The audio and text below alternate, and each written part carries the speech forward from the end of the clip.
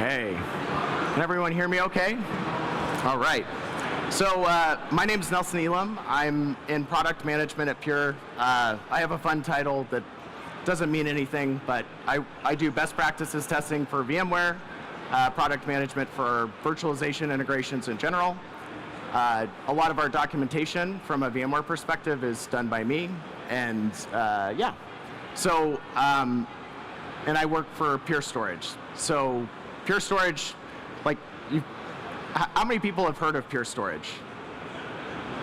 Okay, yeah. So for those of you who haven't, Pure's all flash everything. We have FlashArray, FlashBlade. FlashArray does file and block.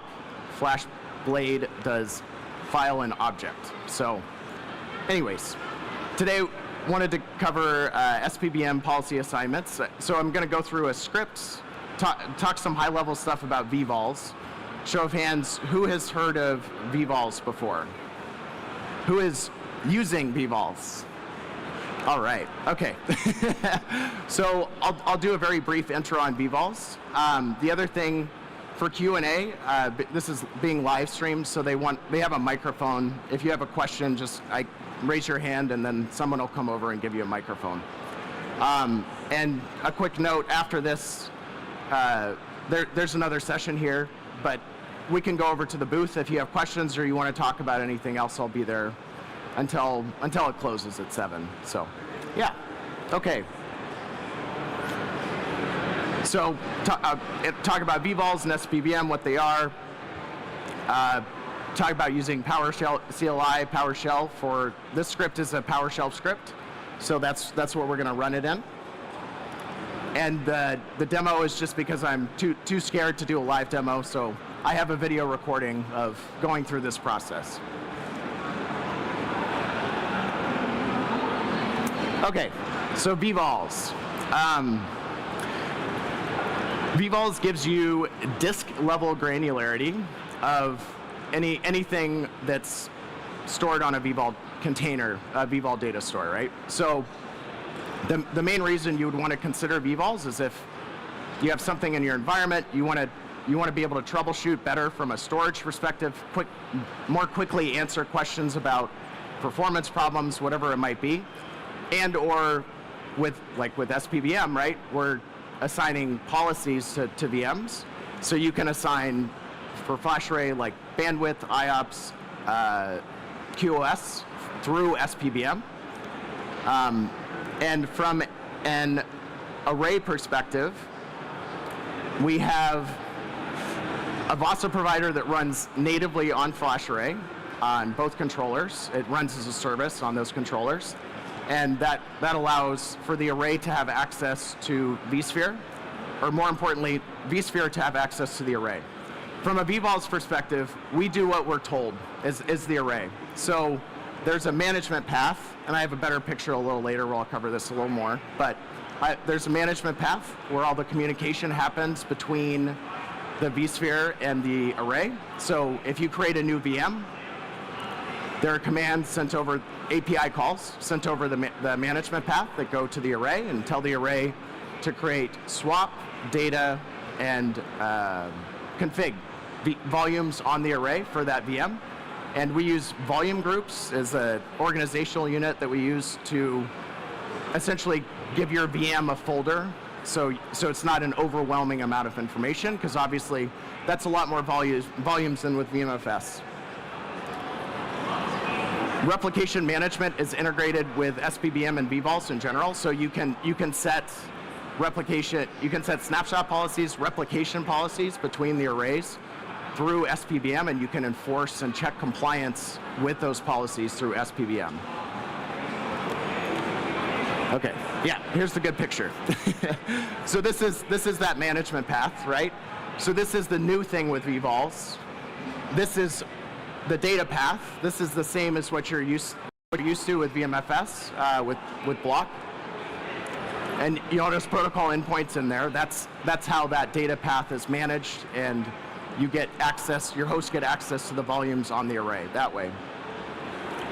SPBM comes in from the vSphere perspective, and for FlashArray, it's when you make the connection from a vSphere and array perspective, you are presented with policies automatically in SPBM that are specific to Pure. So I counted recently, and we have more options than vSAN does in SPBM, so it's something we've invested in significantly. We really want you to use it.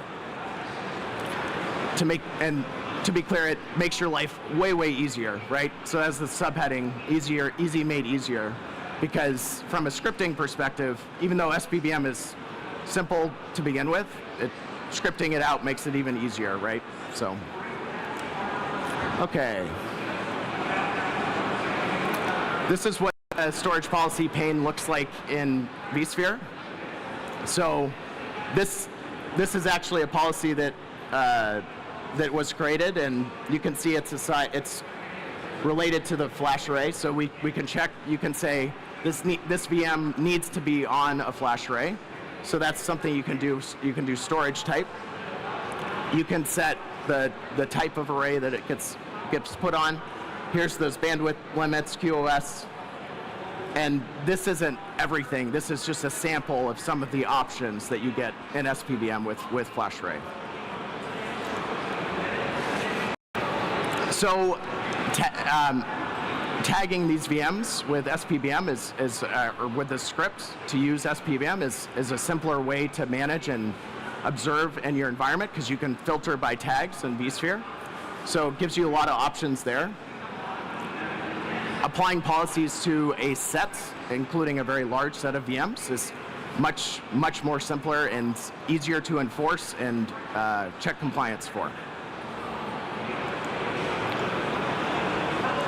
Okay, so this is what the script is going to do, and just so I'm clear, I'm going to be showing you the entire script. We're going to go through it, not line by line, but because we don't have enough time for that.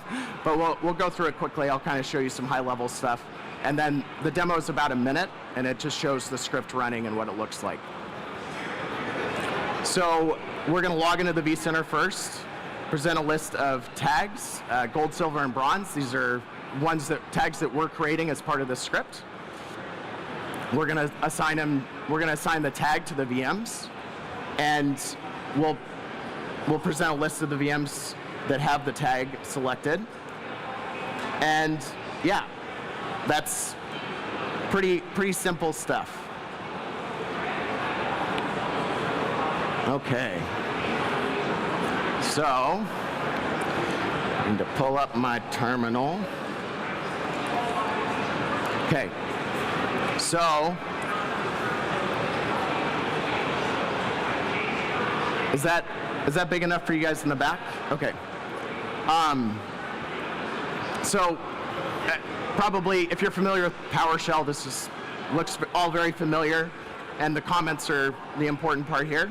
So this is connecting to the vCenter first and giving us an error catch in case a problem happens.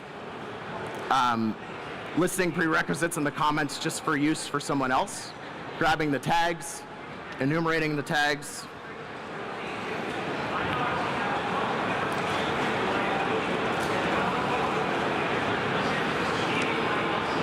waiting until the tag is picked, assigning the tags to the specific VMs themselves, and we're also going to pick the policy based on those tags, right? So if the VM gets tagged as gold, silver, bronze, then we're going to put it into whatever appropriate policy that we created. Oops.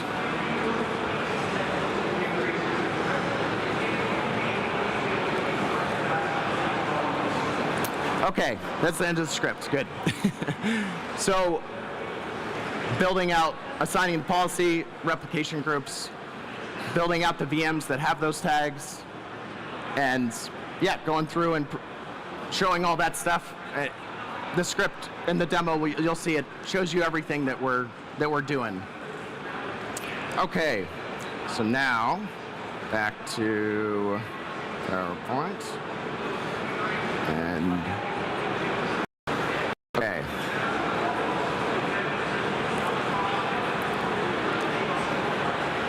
So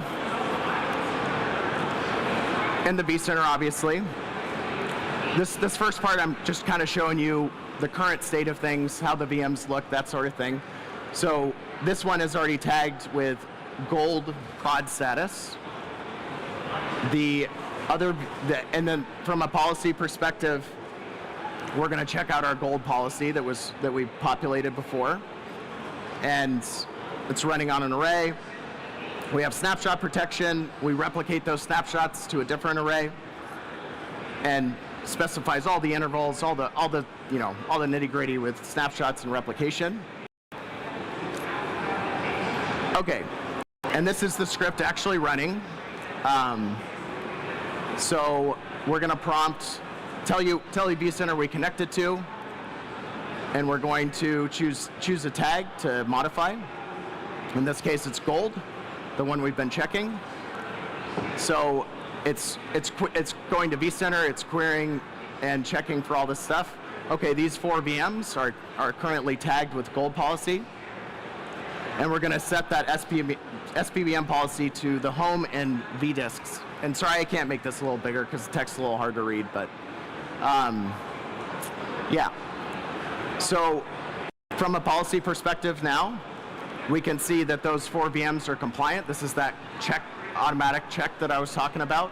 And that the second the VM drifts from compliance, it'll be flagged that way.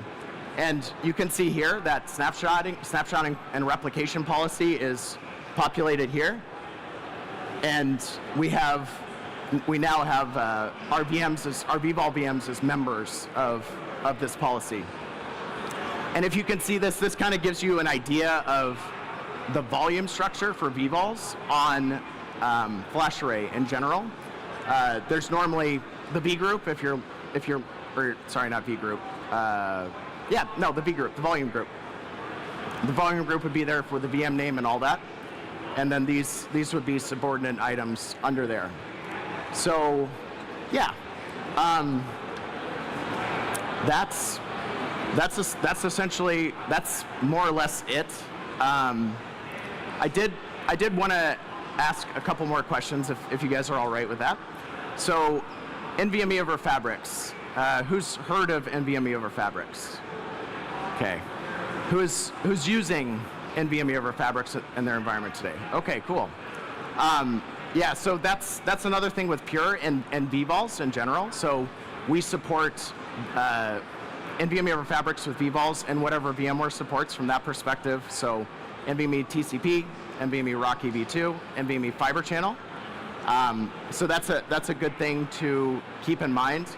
The reasons you'd want to use NVMe over Fabrics are mostly because it reduces the latency and increases the performance, and you don't have to pay anything for it. With RDMA, with Rocky v2, you have to have a fully lossless Ethernet fabric, so that is potentially costs that you have to incur. But for TCP, you essentially just replace iSCSI with TCP, and NVMe Fiber Channel replaces SCSI Fiber Channel, right? So it's a good thing to keep in mind. The only downside of NVMe over Fabrics is there's no stretched support for NVMe over Fabrics right now. That's something VMware's working with Pure and other partners on to get supported. So, yeah, okay. I think I've tortured you enough. I am going to be over in my booth after this, so if you wanted to ask me any questions about anything Pure related, like I said, I'm in product management for virtualization at Pure, so might be able to help give you an idea of, if you're tackling a project in 6 to 12 months, you want to figure out where features are, those sorts of things. Happy to talk about that stuff. If you haven't, even if you have, you should go get another drink. We have Aperol Spritz, so yeah, you got one. Yeah, so come get a drink from us. I think we're out of other swag. The drinks are there for sure. So yeah, thank you. Thanks for coming. I appreciate your time.